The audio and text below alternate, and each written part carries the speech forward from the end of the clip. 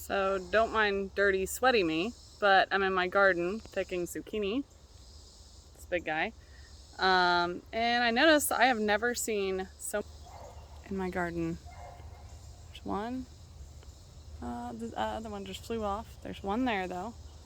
There's 2, 3, 4. I saw a few other. This is just one zucchini plant.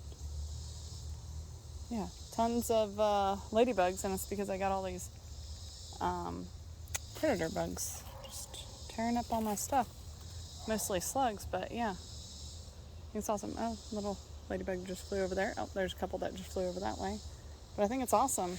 Speaking of pest bugs, look at these suckers. Hate Japanese beetles.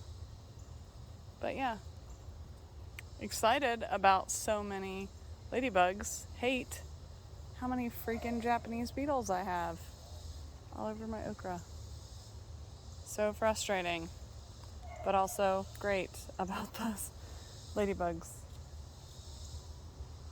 Another good thing in the garden this year is I am surrounded by watermelon vines all over.